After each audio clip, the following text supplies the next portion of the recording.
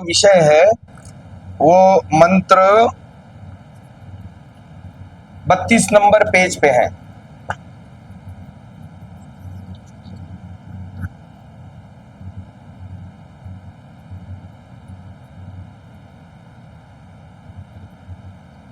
ओम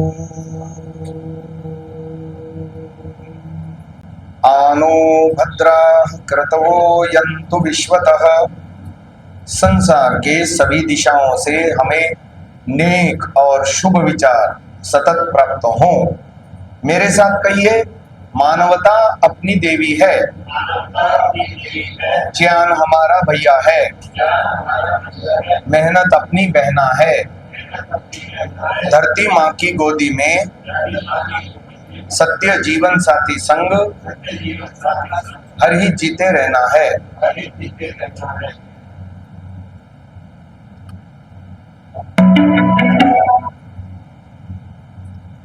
समादरणीय महानुभावों, श्रीमती निधि जी के विशेष आग्रह पर ये कक्षा हम आयोजित किए हुए हैं। इस कक्षा में हम प्रातःकालीन मंत्रों की व्याख्या आपके समक्ष रख रहे हैं। और एक विषय प्रधान जी, इनको आज हमने सुबह समझाया है और इनको लगभग मालामाल कर दिया है। पूछो तो आपको भी वंचित नहीं रखेंगे। इनकी द्वितीय आवृत्ति हो जाएगी और आपके लिए विशेष। तो दोनों विषय अभी लेंगे हम। सबसे पहले हम लेते हैं ये प्रातःकालीन मंत्रों को। एक बार हम पहले मंत्रों को उच्चारण करेंगे।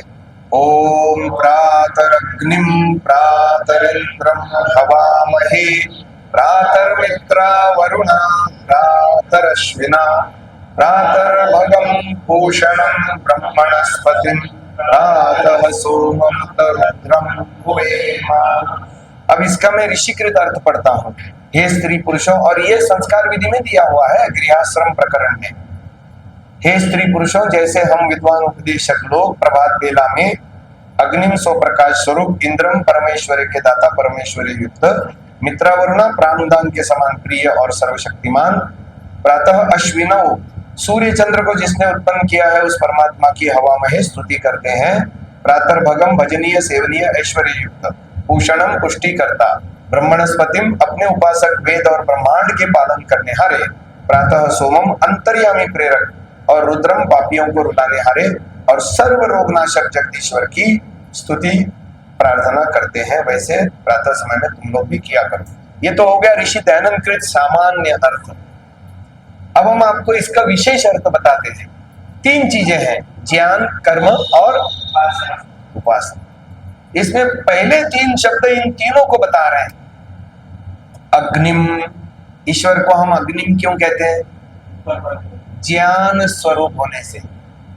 ईश्वर का नाम अग्नि इसलिए है क्योंकि वो ज्ञान स्वरूप।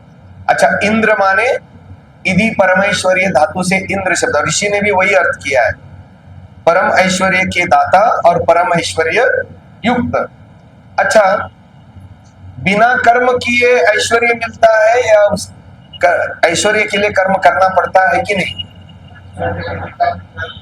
बिना कर्म किए ऐश्वर्य कैसे मिलेगा? अच्छा, दूसरी बात, यहाँ इंद्र से जुड़ करके एक बात विशेष है। लोक में व्यक्ति बुरे कर्म करके भी धन आदि संपत्ति को प्राप्त कर लेता है ऐश्वर्य को, पर ईश्वर से मिलने वाला ऐश्वर्य के लिए एक परम कंडीशन है कि आपको वो पुरुषार्थ धर्मयुक्त ही करना पड़ेगा। ठीक है जी? तो यहाँ कर्म आ गया अपने आप, इंद्र शब्द आया। वैसे तो अग्नि शब्द भी ईश्वर के लिए ही था, इंद्र शब्द भी ईश्वर के लिए ही था, पर दोनों शब्दों से ज्ञान और कर्म निकल के आया। फिर हवामहे, हम आपकी स्तुति करते हैं, प्रार्थना करते हैं, उपासना करते हैं, तो उपासना आ गई। ज्ञान, कर्म, उपासना पहले तीन शब्दों से आया। अब देखो अगले दो शब्द, एक है मित्रावरुणा और एक है अश्विना। ये दोनों शब्दों में पांचों के पांचों कोशों का उल्लेख है। मित्रावरुणा में आया प्राण उदान के समान प्रिय। अब देखो, प्राण का स्थान पायु में है, अपान का स्थान उपस्थ में है, नाभि में समान, हृदय में व्यान और कंठ में उदान।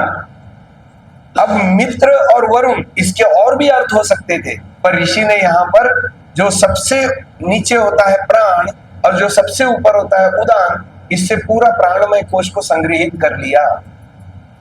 तो बात प्राणमय कोश की हो गई। और फिर अगला शब्द आ रहा है मंत्र में, प्रातः अश्विनौ। अश्विना आया है ना, संधि विच्छेद करेंगे तो बनता है अश्विनौ, द्विवचनांत है। ठीक है, अब देखो अश्विनों का अर्थ और भी कुछ हो सकता था, पर ऋषि दयानंद ने वहां विशेष अर्थ लिया। सूर्य चंद्रमा को जिसने उत्पन्न किया है उस जगदीश्वर की। तो सूर्य तो ये हो गया विज्ञानमय कोश, और चंद्र हो गया मनोमय कोश, और मित्रा वरुणा में प्राणमय कोश आया। तो अब बाकी के दो कोशों को कहने की जरूरत ही नहीं है भाई। आप मन बुद्धि आदि से प्राणों के माध्यम से स्थूल शरीर से ही तो कनेक्ट होकर के काम करेंगे ना, तभी तो प्रातर्भगम आपको ऐश्वर्य मिलेगा। तो पांचों कोशों के उत्थान की बात है यहाँ। हम शुद्ध ज्ञान, शुद्ध कर्म, शुद्ध उपासनाओं द्वारा अपने प्राणों को संयुक्त करें, मन बुद्धि इंद्रियों को पवित्र करें और ऐश्वर्य प्राप्त करें, भगम, है ना। कितनी सुंदर कल्पना है, कितना सुंदर विचार है। सुबह उठते ही यदि व्यक्ति ये सोचे आज मैं अपने विज्ञानमय कोश, मनोमय कोश और प्राणमय कोश का पूर्ण सदुपयोग करना है मुझे, किस संदर्भ में? शुद्ध ज्ञान, शुद्ध कर्म और उपासनाओं के लिए, व्यक्ति का उत्थान वैसे ही होगा। भगम माने ऐश्वर्य, हर प्रकार का ऐश्वर्य, ज्ञानात्मक ऐश्वर्य, शारीर स्वास्थ्य, धन संपत्ति, रिश्ते नाते, यश कीर्ति, जो भी हम कर्म, ये सब कुछ ऐश्वर्य में आता है, और इसी को भग कहते हैं। ऐश्वर्यस्य समग्रस्य तेजसः यशसः श्रियः ज्ञान वैराग्य योश्चैव षण्णाम भग इति रणाः। एक श्लोक आता है, महाभारत का है, पता नहीं कहाँ का है, पर बड़ा प्रसिद्ध श्लोक है आध्यात्मिक जगत में। 6 चीजें जिसके अंदर हो, उन 6 चीजों का नाम भग है। और ऐसा भग जिसके पास है वो भगवान या भगवती, पुरुष होगा तो भगवान, स्त्री होगी तो भगवती। उस प्रातर भगम परमात्मा को, परमात्मा के उस ऐश्वर्य को मैं प्राप्त करूं। कैसा है वो? पूषणम, मुझे प्रतिदिन पुष्ट करे। वहां भी आया था ना, त्र्यंबकम यजामहे सुगंधिम। हाँ, तो पोषणम, पोषण देने वाला है। फिर ब्रह्मणस्पतिम, अपने उपासक वेद और ब्रह्मांड के पालन करने वाले उस जगदीश्वर को। फिर अंतर्यामी प्रेरक कहा, सोमम, उसमें। अब देखो मंत्र का उच्चारण कैसे बनेगा। प्रातरग्निम वायु में, प्रातरिंद्रम उपस्थ में, हवामहे ज्ञान कर्म उपासना हो गया नाभि तक, प्रातर मित्रा वरुणा प्राण में कोश आ गया, प्रातरश्विना कंठ, और दोनों एक साथ आएंगे क्योंकि सूर्य चंद्रमा को जिसने उत्पन्न किया है उस जगदीश्वर की, ऐसा अर्थ किया है। फिर प्रातर्भगम, पूषणम, यहां हमारा चित्त भी है और बुद्धि भी है। तो जो भग ऐश्वर्य हम प्राप्त करें उसके संस्कार हमें पोषण दे, निरंतर प्रतिदिन वो संस्कार बढ़ते जाएं, अर्थात सुसंस्कार, सद्गुण, सात्विकता। और ब्रह्मणस्पतिम प्रातः सोमम उत रुद्रम हुवेम। 2 पक्ष है। मैं अपने मन बुद्धि इंद्रिय और 5 कोशों का सदुपयोग करूंगा तो मुझे ईश्वर मेरे जीवन में सोम रूप में अवतरित होगा। सोम माने क्या? शांति। सोम माने क्या? आनंद। सोम माने क्या? ज्ञान। सोम माने क्या? ऐश्वर्य। सोम माने क्या? समृद्धि। ये ईश्वर के सोम नामक रूप से निकल आता है। और रुद्र माने रुधिर अश्रु विमोचने, रुद्र माने दंड। पाप कर्म करते हैं उल्ट, क्योंकि जब देखो बात चल रही थी प्राण का, बुद्धि का और मन का सदुपयोग करने की, दुनिया में सारे लोग सदुपयोग थोड़ी करते हैं, कुछ लोग इसका, और जितने अंशों में बुद्धि मलिन हो जाएगी, रजोगुणी तमोगुणी हो जाएगी, मन में बुरे बुरे विचार, वाणी से बुरे वचन और शरीर से बुरे आचरण करेगा, तो आगे चल करके उसको रोना पड़ेगा।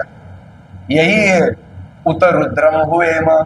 या तो ये रास्ता चुनो सोम को प्राप्त करने वाला, उत यहां विकल्प में है, उत जो है ना विकल्प में है, या तो इधर वाला रास्ता चुनो या इधर वाला रास्ता। अब पहले मंत्र में सारी पिक्चर क्लियर हो गई, मुझे क्या करना है। अब यदि तुमने सोम का रास्ता चुना तो अगला मंत्र बताता है, बोलिए ओम प्रातर्जितम भगमुग्रम हुवेम वयम पुत्रमदितेर्यो विधर्ता आद्रश्चिद्यम मन्यमानस दुरश्चित राजा चिद यम भगम भक्षीति आह। एक है कि प्रकृति के आगोश में बेहोश होकर के जीना, मतलब राग द्वेष ईर्ष्या मोह लोभ क्रोध आदि चीजों से संलिप्त रहना और हर्ष शोक रूप दुख सागर में गोते लगाना, ये स्थिति अच्छी लगती है। या सत्वगुणी अवस्था में प्राप्त करके